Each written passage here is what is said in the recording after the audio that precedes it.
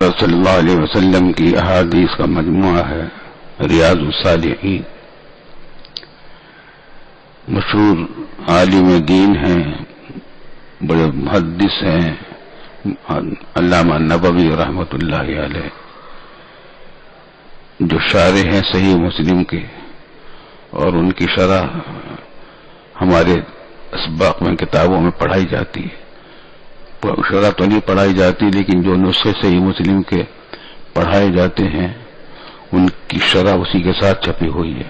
علامہ نبوی کی بڑے عالم دین ہیں، محقق ہیں، انہی کی یہ کتاب ہے جس کا درس ہم کرتے ہیں. الحمدللہ کچھ عرصے سے شروع ہوا ہے،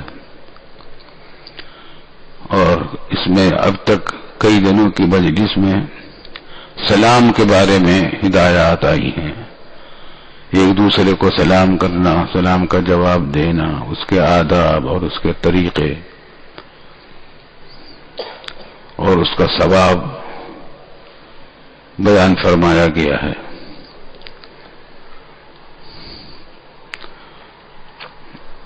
ایک حدیث ہم نے غالباً پڑھی تھی کہ حضرت صلی اللہ علیہ وسلم مجلس میں تشریف فرما تھے، تو ایک صاحب آئے اور انہوں نے کہا السلام علیکم یا رسول اللہ.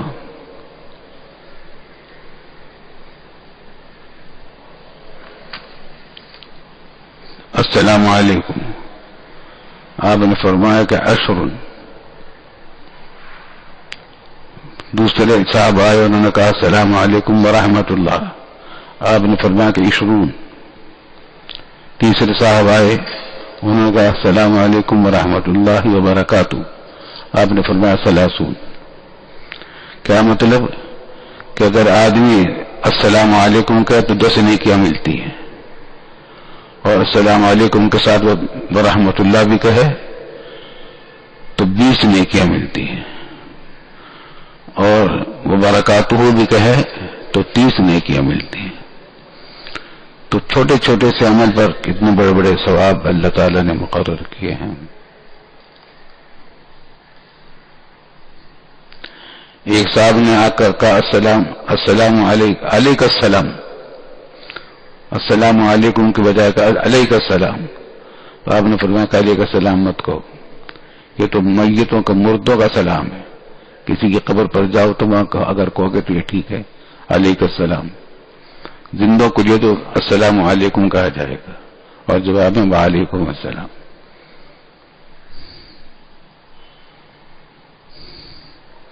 اس کا اہتمام بہت کرنا چاہیے.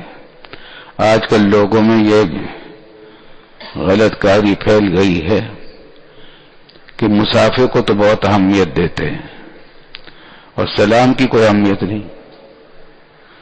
حالانکہ سلام کرنا، سلام ابتدا بالسلام کرنا سنت مؤکدہ ہے اور بہت بڑا ثواب ہے. اب دیکھ لیجیے، آپ السلام علیکم کہا تو 10 نیکیاں، ورحمۃ اللہ کہا تو 10 نیکیاں مزید، وبرکاتہ کا تو 30 نیکیاں ہو گئی. لیکن اور جواب دینا واجب ہے، لیکن بہت سے لوگوں کو ہم دیکھتے ہیں کہ نہ سلام کرتے ہیں نہ سلام کا جواب دیتے ہیں، بلکہ مسافہ کرتے ہیں. اور مسافہ کرنے میں بھی بہت باتیں گناہ کی کرتی ہیں، کونیاں مارتی ہیں ایک دوسرے کو آگے نکلنے کے لیے. آگے کے کسی آدمی کے کندھے پر سوار ہو کر اس سے اگلے آدمی کو مسافہ کرتے ہیں، دھکے دیتے ایک دوسرے کو. یا جس سے مسافہ کرتے ہیں بسا اوقات اس کا ہاتھ خالی نہیں ہوتا تو اس کو تکلیف پہنچتی ہے کہ مسافہ کیسے کرے. بعض اوقات ہاتھ خالی تو ہوتا ہے، لیکن جس سے مسافہ کرنا وہ جلدی میں جا رہا ہے، اب اس کا راستہ روک کر مسافہ کرتے ہیں. یہ سب باتیں غلط ہیں اور گناہ گار ہیں، گناہ کے کام ہیں. حدیث میں فرمایا رسول اللہ صلی اللہ علیہ وسلم نے المسلم من سلم المسلمون من لسانه ويده. مسلمان وہ ہوتا ہے جس کی زبان اور ہاتھ سے تکلیف نہ پہنچے،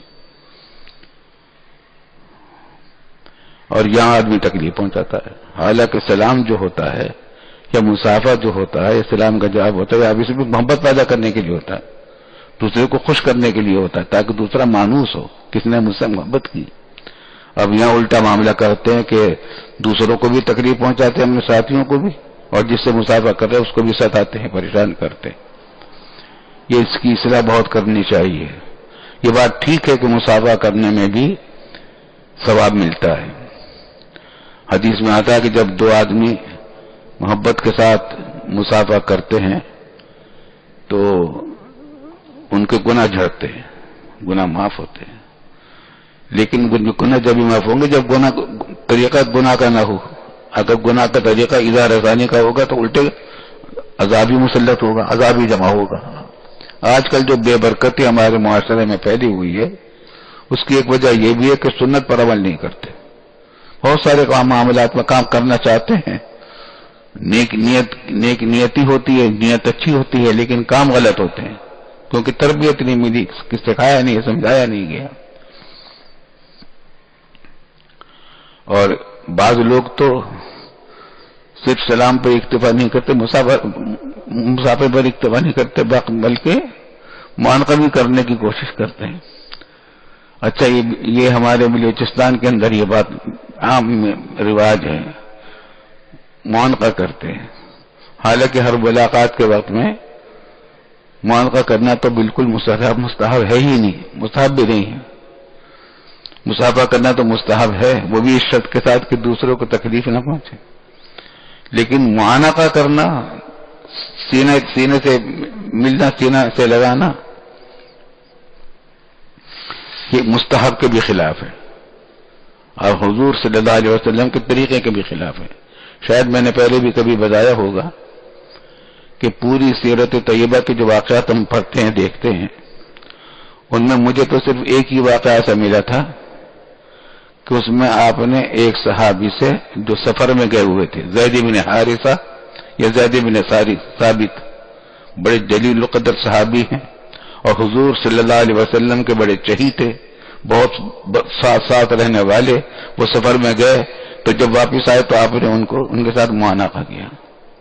دو شرطیں تھیں، سفر سے آئے تھے اور اجنبی نہیں تھے بلکہ محبت والے تھے، پرانا تعلق تھا آدمی کا. وہ واپس آئے تو معانقہ کر لیا. ممکن ہے ایک آدھ واقعہ کوئی اور بھی ہوگا معانقہ کرنے کا. اب یہاں لوگوں نے بنا رکھا ہے کہ معانقہ بھی ساتھ ساتھ کرتے ہیں، اجنبی آدمی کے اسے جا کر چپٹ جاتے ہیں معانقہ کریں. تو یہ کوئی طریقہ نہیں ہے. آج بھی ہم نے ایک صاحب کو بتا رہے تھے یہ طریقہ صحیح نہیں ہے. آداب سیکھنے چاہیے. اور سلام کا ایک بڑا فائدہ یہ ہے کہ اس سے محبتیں پیدا ہوتی ہیں، مگر شرط یہ ہے کہ سنت کے مطابق ہو. اور ایک فائدہ یہ بھی ہے سلام کا، سلام میں پہل کرنے کا، کہ اس سے آدمی کا کبر دور ہوتا ہے. کبر کا علاج ہے، تکبر کا علاج ہے. یہ سلام میں پہل کرے آدمی، یہ تکبر کا بھی علاج ہے. تو سلام کا بہت اہتمام کرنا چاہیے. حدیث میں ابھی پڑھ چکے تھے شاید آپ کہ جب آپ ملے ایک دوسرے کو سلام کرے، ایک سلام کرے گا دوسرا جواب دے گا. اور پھر بیچ میں جا رہے ہیں، بیچ میں درخت آ گیا کوئی، اب جب ملے پھر السلام علیکم، پھر کوئی آگے، پھر درخت آ گیا تو پھر ایک دوسرے کو السلام علیکم کریں. ایک سلام کہے دوسرے سلام میں جواب دے. جو سلام میں پہل کرے گا ثواب اس کو زیادہ ملے گا. آپ کے پاس مہمان آ کے بیٹھے ہیں مردان حصے میں، آپ اندر گئے پانی لینے کے لیے، واپس آئے السلام علیکم، پھر جائیں کسی کا کام کے لیے اندر، پھر واپس آئے السلام علیکم. اس کا اہتمام کرنا چاہیے. لیکن مصافحہ کے اندر اس کو سلام میں ایک بات ہے کہ سلام کرنا، سلام کا جواب دینے میں کوئی تکلیف نہیں ہے، وقت نہیں خرچ ہوتا آدمی کا. اور مسافے میں وقت بھی خرچ ہوتا ہے اور کاموں میں بھی حرج لازم آتا ہے. سلام بھی اتنا بڑا ثواب کا کام ہے لیکن اس میں بھی پابندیاں ہیں کہ سلام ایسے وقت بنا کرو جس سے کھانے والے کو، جس سے آدمی کو تکلیف پہنچے. مثلا کھانا کھا رہا ہے اس کو سلام نہیں کرنا چاہیے، پانی پی رہا ہے اس کو تو سلام نہیں کرنا چاہیے، بیت الخلاء میں ہے اس کو سلام نہیں کرنا چاہیے. آج کے لیے بھی ہوتا ہے کہ شادی بیاہ کے موقع پر روزانہ ہوتا ہے ہمارے ساتھ. تو یہ کھا رہے ہوتے ہیں, ہاتھ کھانے میں بندھے ہوئے بھرے ہوئے ہیں, کھانا کھا رہے ہیں, السلام علیکم, سلام بھی مصافحہ بھی. حالانکہ اس موقع پر نہ سلام مستحب ہے نہ مصافحہ مستحب ہے. اور السلام علیکم, میں فلاں کا بیٹا ہوں, میں فلاں سے میری رشتہ داری, فلاں جو ہوتا ہے لمبا فلاں قصہ لمبے لمبے تعارف کرا رہے ہیں, اس سے فارغ ہوئے تو دوسرا, پھر تیسرا, بھی کھانا یہاں کھانے کے لیے بلایا تھا, مصافحہ کرنے کے لیے بلایا تھا. تو مصافحوں کا لامتناہی سلسلہ چلتا ہے, انتظار کرنا چاہیے.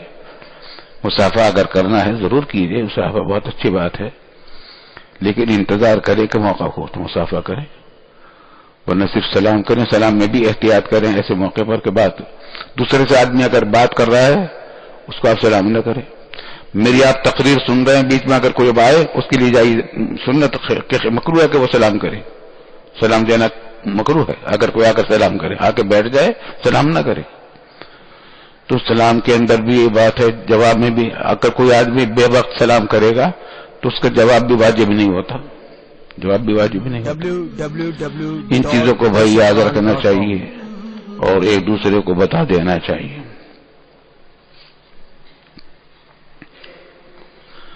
اور یہ ایک حدیث یہ ہے کہ رسول اللہ صلی اللہ علیہ وسلم جب آپ نے فرمایا اذا انتهى احدكم الى المجلس فليسلم, تم میں سے کوئی آدمی کسی مجلس میں آئے تو وہ سلام کرے مجلس میں بیٹھنے والوں کو.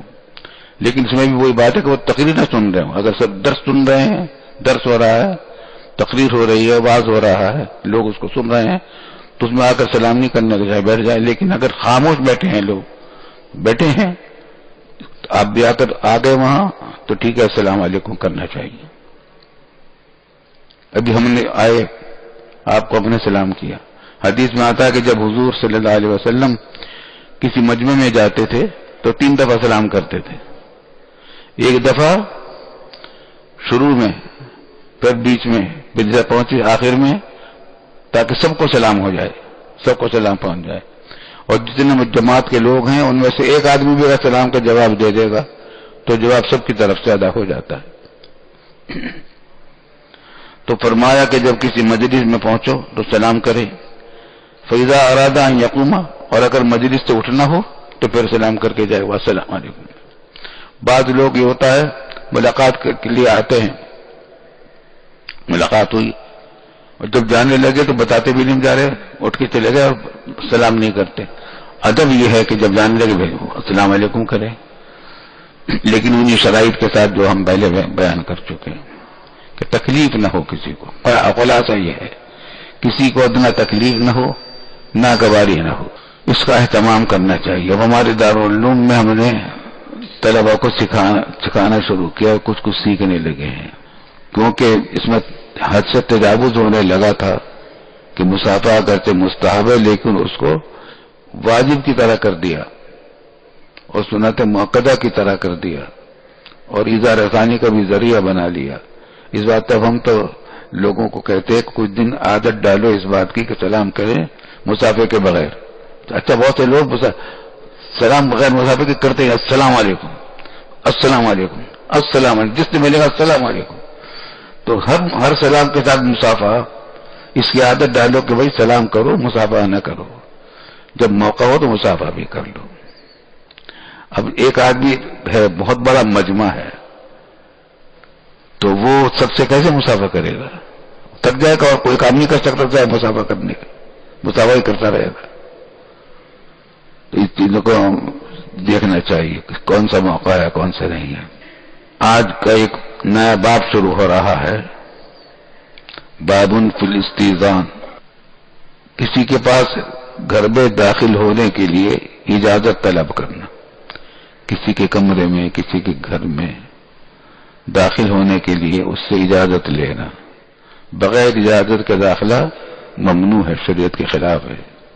جب بھی کسی کے گھر میں داخل ہو, کسی کے کمرے میں داخل ہو, تو پہلے اجازت لینی چاہیے. اچھا, پھر بعض لوگ کیا کرتے ہیں, جھانک کر اجازت لیتے ہیں کہ آ جاؤں, تو یہ طریقہ احمقانہ ہے. اجازت کا تو مطلب یہ ہے کہ دوسرا اندر کمرے میں ہے تو خلوت میں ہے، وہ نہیں چاہتا کہ اچانک کوئی اس کو دیکھے. آپ پہلے تو آپ نے دیکھ لیا اس کو اور پھر کہے آج داخل ہو جاؤں، تو اجازت طلب کرنے کا مقصد بھی فوت ہو گیا. داخل ہونے سے پہلے اجازت لینا چاہیے، اس کی عادت ڈالنی چاہیے. بعض لوگ ہر جگہ پہنچ جاتے ہیں، داخل ہو السلام علیکم، داخل ہو گیا. یہ صحیح نہیں ہے. قرآن کریم میں فرمایا، سورہ نور کی آیات ہیں، یا ایھا الذین آمنوا لا تدخلوا بیوتا غیر بیوتکم حتی تستأنسوا. دوسروں کے گھر میں داخل ہو تو اس سے پہلے مانوس کر لو. مراد یہ کہ اجازت لے لو، اس سے اس کو اطلاع کر دو، اجازت لے لو. وَتُسَلِّمُوا عَلَىٰ أَهْلِهَا، اور گھر والوں کو اس کے گھر کے لوگوں کو سلام کرو.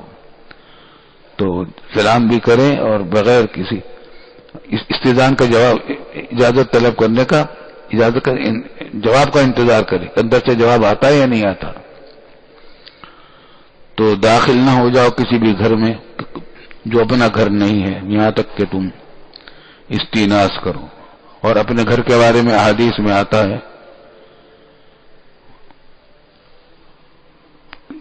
اور قرآن کریم کے مضمون سے بھی نکلتا ہے کہ اپنے گھر میں بھی داخل ہو تو گھر والوں کو سلام کریں. گھر والے اگر پہلے سلام کریں تو وہ بھی ٹھیک ہے، یہ پہلے سلام کریں تو بھی ٹھیک ہے. گھر سے نکلیں جب جائیں تو سلام کر کے جائیں، گھر سے نکلیں. وَإِذَا بَلَغَ الْأَطْفَالُ مِنكُمُ الْحُلُمَ فَلْيَسْتَأْذِنُوا كَمَا اسْتَأْذَنَ الَّذِينَ مِنْ قَبْلِهِمْ. بچوں کا بھی حکم یہی ہے. قرآن کریم میں فرمایا جب بچے بالغ ہو جائیں تو اب ان کو بغیر اجازت کے داخل نہیں ہونا چاہیے. جب تک بالغ نہیں ہے تو گھر میں داخل ہو جائے کسی تب اجازت ہے، بالغ کو نہیں.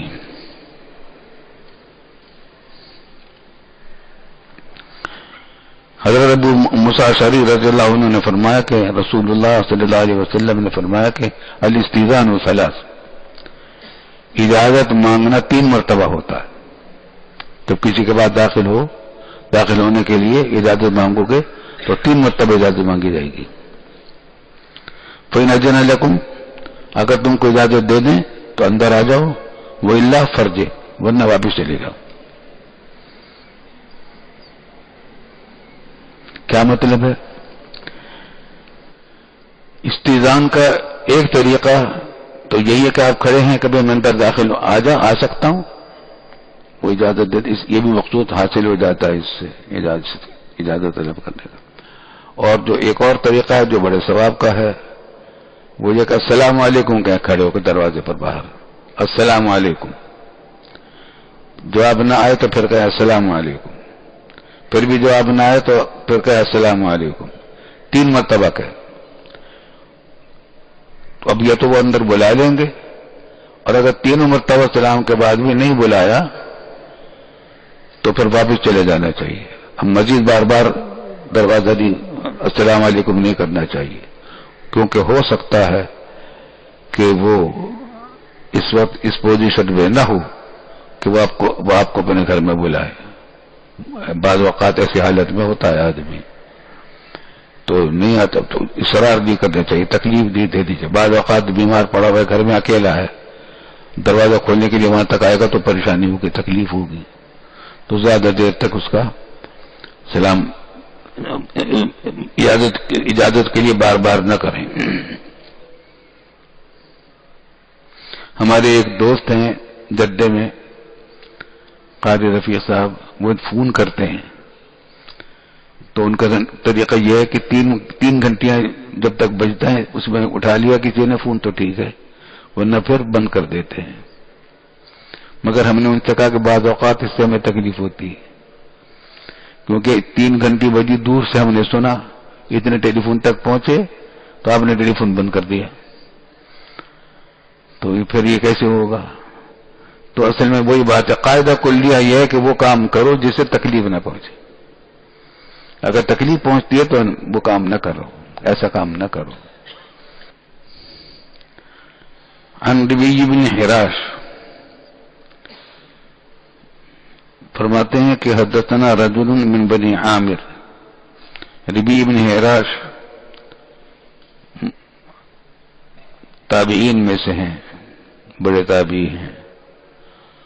وہ کہتے ہیں کہ مجھے ایک بنی عامر کے ایک آدمی نے بتایا انہ استاذن علی النبی صلی اللہ علیہ وسلم وهو فی بیت.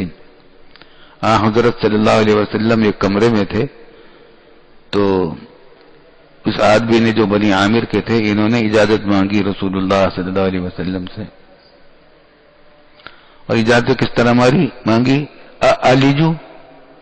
علیجو، اس معنی ہے کیا داخل ہو جاؤں؟ تو رسول اللہ صلی اللہ علیہ وسلم نے اپنے خادم سے کہا اخرج الی ھذا، جاؤ باہر جاؤ اس شخص کے پاس، فعلمہ الاستئذان، اور اجازت مانگنے کا طریقہ سکھاؤ اس کو. اس نے جو طریقہ اختیار کیا وہ صحیح نہیں ہے. اس نے کیا طریقہ اختیار کیا تھا کہ علیجو، کیا میں داخل ہو جاؤں؟ تو آپ نے فرمایا ایک اور اپنے خادم سے کہ جاؤ باہر جا کر اس کو کہو کہ اس کو طریقہ سکھاؤ. فقل لو قل السلام علیکم، اس سے کہو کہ السلام علیکم کا اجازت مانگنے کے لیے. اور اس کے بعد کیا ادخل، کیا طریقہ ہوا؟ السلام علیکم پہلے کہیں اور اس کے بعد ادخل، کیا میں داخل ہو جاؤں؟ دونوں کام کریں، پہلے السلام علیکم کہیں پھر ادخل کہیں. تو شخص نے وہ یہ بات سن لی، حضور صلی اللہ علیہ وسلم نے جو طریقہ کہلا کے بھیجا تھا.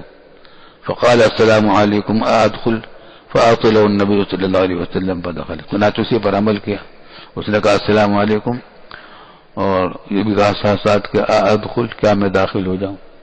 یہ آداب میں سے ہے، اس کا لحاظ رکھنا چاہیے. بغیر کسی اجازت کے کسی پر اچانک بوجھ نہیں بننا چاہیے. آپ دیکھ رہے ہیں کہ تمام جتنے مسائل اور آداب پڑھ رہے ہیں ان کا قاعدہ کلیہ کیا نکل رہا ہے؟ المسلم من سلم المسلمون من لسانه ویدہ. مسلمان وہ ہوتا ہے جس کی زبان اور ہاتھ سے دوسروں کو تکلیف نہ پہنچے. ہمارے شیخ حضرت ڈاکٹر عبدالعزیز صاحب عارفی رحمۃ اللہ علیہ مجلس میں تھے. انہوں نے ہمارے لیے الگ سے مجلس قائم کر رکھی تھی. مجلس عام ہوا کرتی تھی جمعہ کو، تو ہمارے لیے ہم اپنے خادمین کے لیے پیر کو مجلس ہوتی تھی، ہم بھی اس میں ہوتے تھے اور زیادہ تر اس میں علماء ہوتے تھے. تو ایک مرتبہ فرمایا کہ بھئی ادب بڑی چیز ہے. بھئی آپ ادب کس کو کہتے ہیں؟ کوئی اس کو آپ کو حساب بتائیں کہ ادب کس کو کہتے ہیں. تم سب خاموش رہے. پھر فرمایا کہ ادب یہ ہے، ادب اس کو کہتے ہیں کہ دوسروں کو آپ سے کوئی تکلیف نہ پہنچے. ادب یہ ہے. بعض لوگ ادب اس کو سمجھتے ہیں کہ مثلا جا رہے ہیں تو استاد اس کو آگے آگے رکھ کے خود پیچھے چلیں، مگر یہ بھی کوئی قاعدہ کلیہ نہیں. اس لیے کہ اگر آپ اپنے ابا جان کو آگے کریں گے، رات کی تاریکی ہے، گڑھا ہے، راستہ خراب ہے، کوئی خطرہ ہے، تو کہ ابا جان آپ آگے کے چلیں، میں پیچھے پیچھے چلوں گا. یہ ادب کے خلاف بدتمیزی کی بات ہے. اور اگر خود آگے چلیں اور خود کو پیچھے رکھیں، یہ بھی بظاہر ادب کے خلاف ہے کہ خود آگے چل رہے ہیں اعمالات میں. اور ساتھ چلنے میں بھی اب یہ تو خاموش ہو کر ساتھ چل رہے ہیں یا باتیں کرتے ہوئے چل رہے ہیں. اگر باتیں کرتے ہوئے چل رہے ہیں تو ساتھ چلنا بہتر ہے، سنت کے مطابق ہے. اور اگر بات نہیں کر رہے ہیں تو اس کو پیچھے رہنا چاہیے. غرض یہ کہ قاعدہ کلیہ نہیں ہے کہ آگے پیچھے ہی رہو دوسروں کے. کبھی آگے چلنا مستحب ہوتا ہے. اگر آپ کو کسی بڑے سے بات کرنی ہے چلتے ہوئے تو اس یہاں ادب کا تقاضا ہے کہ آپ بالکل ساتھ ساتھ چلیں، تاکہ جس سے آپ بات کر رہے ہیں اس کو تکلیف نہ. بار بار وہ پیچھے کی طرف مڑ کر دیکھے گا، جواب دے گا، تکلیف ہوگی. اور اگر دو آدمی ہیں اور کسی بزرگ سے، کسی بڑے سے، کسی استاد سے یا کسی بھی شخص سے بات کرنی ہے تو دونوں ایک طرف نہ ہو جائیں، کیونکہ ایک جو قریب میں وہ تو آسانی سے بات کر لے گا، اس کے بعد سن لے گا بات کرنے والا. لیکن جو دوسرا آدمی ہے اس کی آواز اس کو نہیں پہنچے گی یا پہنچے گی تو مشکل سے پہنچے گی، اور اس کی آواز ان تک نہیں پہنچے گی یا مشکل سے پہنچے گی. بلکہ ایسے میں کیا کرنا چاہیے، دونوں ساتھ ساتھ ہو جائیں، ایک طرف، ایک دائیں طرف ایک بائیں طرف. صحیح مسلم کی جو سب سے پہلی حدیث آتی ہے اس کی سند کے اندر راویوں نے اپنا طریقہ یہ بیان کیا، یہ کیا، اختیار کیا، ایک دائیں طرف ہو گئے ایک بائیں طرف ہو گئے. اور حضرت عبداللہ ابن عمر سے کچھ بات پوچھی نہیں تھی، دونوں ساتھ ساتھ چل کے ان سے بات پوچھتے رہے. تو آداب بڑی چیز ہے. تو حضرت تھانوی ہمارے شیخ نے فرمایا کہ ادب یہ ہے کہ دوسروں کو تکلیف نہ ہو، آپ کی کسی بات سے کسی کام سے دوسرے کو اتنا تکلیف اور ناگواری نہ ہو، یہ ادب ہے. اور یہ بہت جامع معنی ہے، اور یہ ماخوذ حضور صلی اللہ علیہ وسلم کی اسی حدیث سے کہ المسلم من سلم المسلمون من لسانہ ویدہ. فرمایا یہ حضرت کلدہ ابن حنبل رضی اللہ عنہ ہیں، وہ کہتے ہیں کہ میں نبی صلی اللہ علیہ وسلم کے پاس حاضر ہوا اور میں ان کے پاس داخل ہو گیا، ان کے جہاں تشریف فرماتے ہیں، اور سلام نہیں کیا، جا کے خود ایسے داخل ہو گئے. تو نبی صلی اللہ علیہ وسلم نے فرمایا ارجع فقل السلام، السلام علیکم ادخل، واپس جاؤ اور پھر کہو السلام علیکم ادخل، کیا میں داخل ہو جاؤں.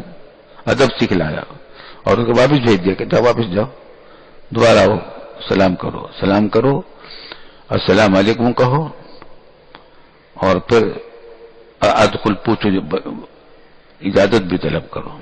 حضرت انس رضی اللہ تعالیٰ عنہ سے روایت ہے کہ رسول اللہ صلی اللہ علیہ وسلم نے جب رات کو معراج کا واقعہ سنایا لوگوں کو واپس آنے کے بعد، تو اس میں رسول اللہ صلی اللہ علیہ وسلم نے یہ بتایا کہ جبریل امین جب مجھے لے کر اوپر گئے اور دنیا کا جو آسمان ہے، سب سے نچلا آسمان جو دنیا کا آسمان ہے، سمائے دنیا، وہاں پہنچے تو آپ نے دروازے پر دستک دی. دروازہ کھلوانے کے لیے آپ نے فرمایا، تو آپ سے پوچھا گیا من ھذا، یہ کون ہے؟ تو ہاں جبریل امین نے دروازے کی دستک دی تھی. تو اندر والے فرشتے نے پوچھا جبریل امین سے کہ یہ کون ہے تمہارے ساتھ؟ من ھذا، یہ کون ہے جو دستک دے رہا ہے؟ تو جبریل نے کہا کہ جبریل، اپنا نام لیا. یہ نہیں کہا کہ میں ہوں، بلکہ نام بتایا اپنا. قیل ومن معک، اور پوچھا کہ آپ کے ساتھ اور کون ہے؟ تو جبریل نے فرمایا محمد صلی اللہ علیہ وسلم. ثم صعد الى السماء الثانیہ والثالثہ والرابعہ، پھر دوسرے آسمان، تیسرے آسمان، چوتھے آسمان پر پہنچے. ہر جگہ اسی طریقے سے ہوا، تمام آسمانوں میں اسی طرح ہوا کہ جس آسمان پر بھی پہنچتے تھے جبریل امین دروازہ کھولنے کی درخواست کرتے تھے. اندر سے پوچھا جاتا تھا کون ہے؟ تو جبریل امین اپنا نام بتاتے تھے. پوچھا جاتا آپ کے ساتھ کون ہے؟ تو حضور صلی اللہ علیہ وسلم کا نام بتاتے تھے. اس سے ایک ادب ہے نکلا جس کو بیان کیا راوی نے، امام نووی نے بیان ترجمۃ الباب عنوان قائم کیا تھا اس کا. وہ یہ کہ جب کوئی پوچھے تم کون ہو، بیچ اندر باہر سے آپ اجازت مانگ رہے ہیں، اندر والا کہتا ہے کہ تم کون ہو، جنہوں نے کہا کہ میں ہوں، تو پھر میں ہوں سے پتہ نہیں چلتا کہ میں کون ہوتا ہے، بلکہ اپنا نام بتانا چاہیے. جیسے کہ جبریل نے یہاں یوں نہیں کہا کہ میں ہوں، بلکہ حضرت جبریل نے اپنا نام بتایا کہ میں جبریل ہوں. تو یہ بھی یاد رکھنے کی بات ہے. بعض لوگ ایسا کرتے ہیں، پھر اس سے پوچھنا پڑتا ہے کہ میں کون ہے، میں کا نام کیا ہے. حضرت ابو ذر غفاری رضی اللہ عنہ فرما رہے ہیں کہ ایک رات میں نکلا تو رسول اللہ صلی اللہ علیہ وسلم پیدل چلے جا رہے تھے، تو میں بھی چلنے لگا چاند کے چاندنی رات تھی اس میں چلنے لگا، چاند رات میں ساتھ چلنے لگا حضور صلی اللہ علیہ وسلم کے. تو آپ نے میری طرف گردن پھیری، رخ پھیرا اور کہا من ھذا، یہ کون ہے؟ فقلت ابو ذر، ابو ذر ہوں. حضرت جابر رضی اللہ عنہ فرماتے ہیں کہ میں نبی صلی اللہ علیہ وسلم کے پاس آیا اور پھر دروازے کو کھٹکھٹایا تو آپ نے پوچھا من ذا، کون ہے؟ تو میں نے کہا انا، میں ہوں. تو فرمایا انا انا انا انا، تو میں بھی کہوں گا انا، میں ہوں میں ہوں. کانہ کریہا، اس کو پسند نہیں کیا رسول اللہ صلی اللہ علیہ وسلم نے کہ یوں کہہ دیا کہ میں ہوں. اپنا نام بتانا چاہیے. حاصل وہی ہے کہ دوسرے کو راحت رسانی کا کام کرنا چاہیے، تکلیف کا کام نہیں کرنا چاہیے.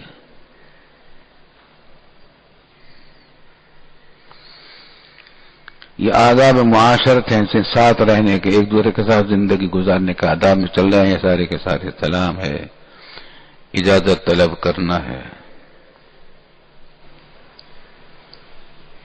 حضرت ابو موسیٰ اشعری رضی اللہ عنہ کی ابھی حدیث سنیں پڑھی آپ نے سنی ہے کہ حضور صلی اللہ علیہ وسلم نے فرمایا کہ جب تم جاؤ کسی کے پاس اجازت طلب کرو تو السلام علیکم کو 3 مرتبہ کہنا ہے، یعنی زیادہ سے زیادہ 3 مرتبہ کہہ کر پھر چلے آؤ. ایک مرتبہ ہوا یوں ہوا کہ ابو موسیٰ اشعری رضی اللہ عنہ فاروق اعظم کے پاس ملاقات کے لیے گئے. اچھا، اس سے پہلے ایک مرتبہ یہ ہو چکا تھا کہ حضرت صلی اللہ علیہ وسلم اپنے کسی صحابی کی مزاج پرسی کے لیے تشریف لے گئے تھے، بیمار ہو گئے تھے، عیادت کے لیے تشریف لے گئے تھے. یہ بھی آپ کی خاص عنایات میں سے تھا. اپنے صحابہ کرام پر کوئی نہیں آتا تھا کچھ عرصے تک، آپ پوچھتے تھے کہاں ہے، خبر گیری کرتے تھے اور پتہ چلتا تھا کہ بیمار ہے تو اس کو پوچھنے کے لیے جاتے تھے. تو آپ تشریف لے گئے، آپ نے السلام علیکم کہا، اندر سے جواب نہیں آیا. پھر السلام علیکم کہا، پھر جواب نہیں آیا. پھر السلام علیکم کہا، پھر جواب نہیں آیا. تو واپس چلے آئے. حضور صلی اللہ علیہ وسلم واپس آ گئے. ابو موسیٰ اشعری کو یہ زبانی بھی بتا رکھی تھی حضور صلی اللہ علیہ وسلم نے یہ طریقہ، اور حضور صلی اللہ علیہ وسلم کا عمل بھی معلوم ہوا ہوگا. اب ان کے ساتھ یہ واقعہ پیش آیا ابو موسیٰ اشعری رضی اللہ عنہ کے ساتھ کہ فاروق اعظم سے ملاقات کے لیے گئے، امیر المومنین فاروق اعظم رضی اللہ تعالیٰ عنہ کے پاس. انہیں دروازے پر کھڑے ہو کر کہا السلام علیکم. فاروق اعظم نے جواب نہیں دیا. پھر انہوں نے کہا السلام علیکم. فاروق اعظم نے جواب نہیں دیا. پھر انہوں نے کہا السلام علیکم. فاروق اعظم نے جواب نہیں دیا، خاموش، یعنی ان کو جواب نہیں پہنچا ابو موسیٰ اشعری کو. تو یہ سنت کے مطابق واپس جانے لگے. فاروق اعظم نے جب انتظار دیکھا کہ نہیں آ رہا ہے، مزید سلام نہیں کر رہے تو باہر نکلے. تو بلایا کہ ابو موسیٰ اشعری کیا بات ہے، تم کیوں واپس چلے گئے؟ تو انہوں نے یہ حدیث سنا دی فاروق اعظم کو کہ حضور صلی اللہ علیہ وسلم کا بتایا ہوا طریقہ ہے یہ. تو انہوں نے کہا اچھا حدیث ہے یہ؟ کہا اچھا گواہ لاؤ کہ رسول اللہ صلی اللہ علیہ وسلم نے یہ طریقہ بتلایا ہے. کیونکہ فاروق اعظم نے ایک طریقہ اختیار کیا تھا کہ لوگ حدیث روایت کرنے میں احتیاط سے کام لیں، بے احتیاطی نہ کریں. اگر کوئی حدیث سناتا تھا تو کہتے تھے گواہ لاؤ کہ تم نے یہ حدیث رسول اللہ صلی اللہ علیہ وسلم سنی ہے. اگر گواہ نہیں لاؤ گے تو پٹائی ہوگی، یہ کوڑے سے ساتھ خبر لوں گا میں. کیونکہ یہ خطرہ ہو گیا تھا کہ حضور صلی اللہ علیہ وسلم کا نام لے کر لوگ بہت سے لوگ اب بھی کہہ دیتے ہیں نا کہ فلاں بات حدیث میں ہے تو فلاں بزرگ نہیں ہو فرمایا ہے، حالانکہ وہ اس طریقے سے نہیں ہوتا. لفظ آگے پیچھے ہوتے ہیں، کچھ ہوتا فرق ہوتا ہے. اور حدیث کا معاملہ تو بڑا زبردست تھا، کیونکہ حضور صلی اللہ علیہ وسلم نے فرمایا کہ جو شخص میری طرف کوئی ایسی بات منسوخ کرے گا، ایسی بات کرے گا جو میں نے نہیں کہی، تو اپنا ٹھکانہ جہنم میں بنا لے. وہ تو حدیثوں کی حفاظت کے لیے فاروق اعظم نے یہ طریقہ بھی اختیار کر لیا تھا لوگوں کی بے احتیاطی سے کے خطرے سے، اور کچھ لوگوں نے بے احتیاطی کی بھی ہو. تو ابو موسیٰ اشعری نے کہا کہ میں نے تو حضور صلی اللہ علیہ وسلم کی حدیث سن. کب سنا وہ حدیث کس طرح ہے؟ کہتے میں نے حدیث سنائی. تو کہا کہ گواہ لاؤ. تو جاؤ باہر جاؤ اور گواہ لے کے آؤ. آئے تھے ملاقات کے لیے، ایک نیا دھندا پڑ گیا.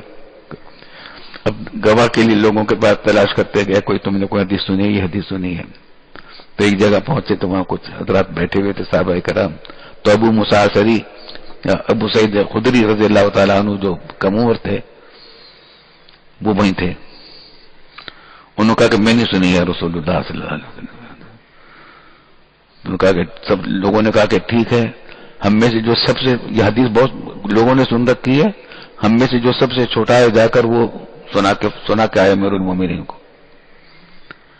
چنانچہ وہ سنائے جا کر تو پھر ان کو اطمینان ہو گیا. تو یہ احتیاط بھی برتتے تھے رسول اللہ صلی اللہ علیہ وسلم کے بعد صحابہ کرام کی روایتوں میں آگے پیچھے نہ ہو جائے، غلط نہ ہو جائے. اس مسافر کے آداب بھی سمجھ لیجیے. مسافر کے کا باب بھی، باب استحباب المصافحہ عند اللقاء وبشاشة الوجه وتقبيل يد الرجل الصالح وتقبيل ولده شفقة ومعانقة القادم من سفر وكراهية الانحناء. اس باب میں مسافر کا ذکر ہے اور بشاشت کا ذکر ہے. جو کسی سے ملاقات کریں تو چہرے پر بشاشت آئے، خوشی کے آثار ظاہر ہوں. اور کسی بزرگ کے ہاتھ کو چومنا، بوسہ دینا ہاتھ کو، اور اپنے بچے کو پیار کرنا، اور سفر سے آنے والے کے ساتھ معانقہ کرنا، اور جھکنے سے منع کیا. دوسرے کے لیے سلام کے لیے جھک کر مصافحہ کرنا، سلام کرنا، یہ مکروہ ہے.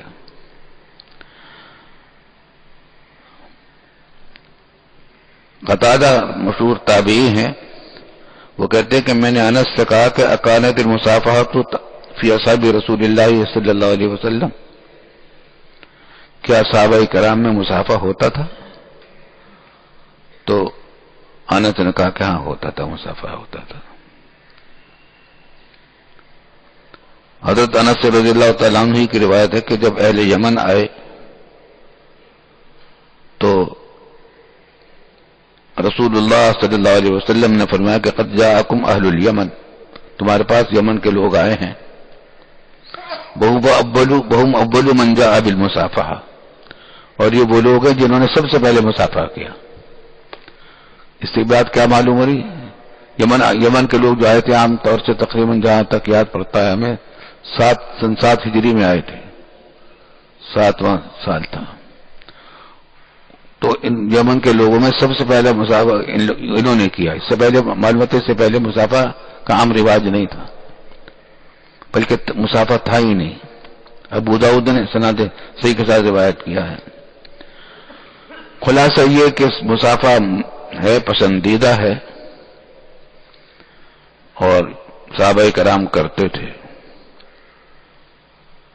حضرت برا بن عازب رضی اللہ عنہ فرماتے ہیں کہ رسول اللہ صلی اللہ علیہ وسلم نے فرمایا کہ ما من مسلمین یلتقیان فیتصافحان الا غفر لهما قبل ان یفترقا.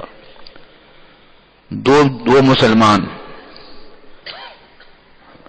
جو بھی دو مسلمان ملاقات کرتے ہیں اور ایک دوسرے سے مصافحہ کرتے ہیں، ان کی مغفرت کر دی جاتی ہے قبل اس کے کہ وہ جدا ہوں. جدا ہونے سے پہلے مغفرت ہو جاتی ہے. تو مصافحہ کا بڑا جو ثواب ہے، اس سے مغفرت ہوتی ہے مسلمانوں کی. لیکن شرط یہ کہ تکلیف نہ پہنچے، ورنہ مغفرت کے بجائے عذاب ہو جائے گا. حضرت ایک شخص نے پوچھا، یا رسول اللہ، آدمی ہم میں سے کوئی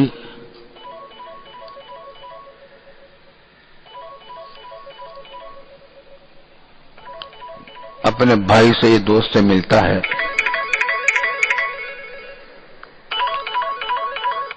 اپنے بھائی یا دوست سے ملتا ہے، کیا اس کے لیے وہ جھکنا بھی چاہیے اس کو ملتے ہوئے؟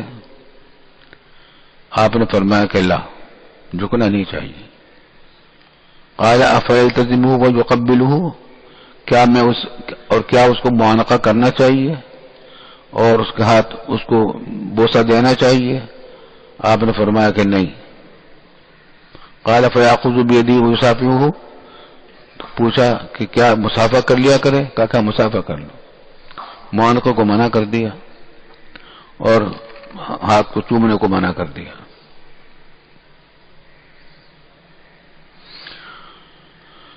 حضرت ابن عمر رضی اللہ تعالی عنہ فرماتے ہیں کہ ہم حضور سے ایک لمبا قصہ سنایا اور فرمایا کہ ہم نبی صلی اللہ علیہ وسلم کے پاس پہنچے تو آپ کا ہاتھ ہم نے چوم لیا، آپ کے دست ہاتھ کو بوسہ دیا۔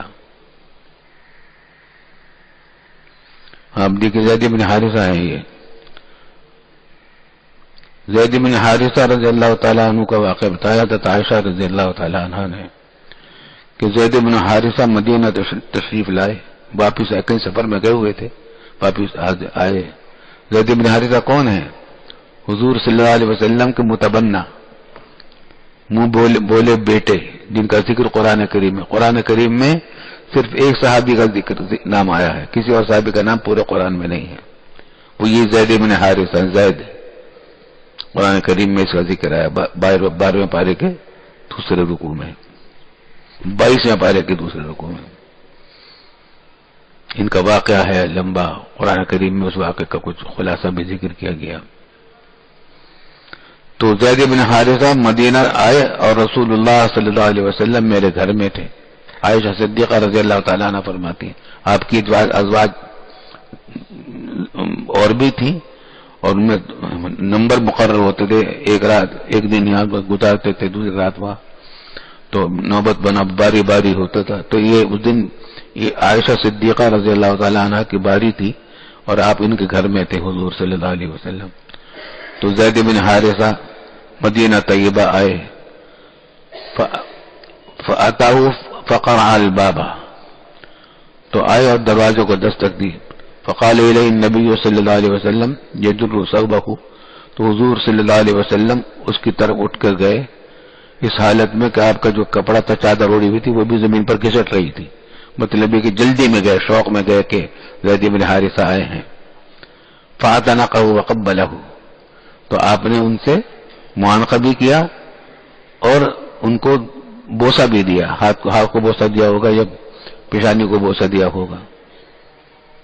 یہ ہے وہ بات جو میں کہہ رہا تھا کہ پوری ذخیرہ حدیث میں حضرت صلی اللہ علیہ وسلم سے معانقہ کرنے کے صرف ایک ہی واقعہ میں کہیں یاد ہے مجھے، زید بن حارثہ کا، اور وہ بھی کب؟ جب سفر سے واپس آئے تھے۔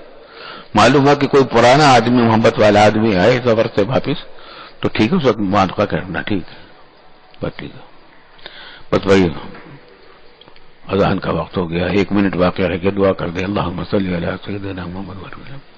ربنا تقبل منا انك انت السميع العليم وتب علينا انك انت التواب الرحيم يا حي يا قيوم برحمتك استغيث اصلح لنا شأننا كله ولا تكلنا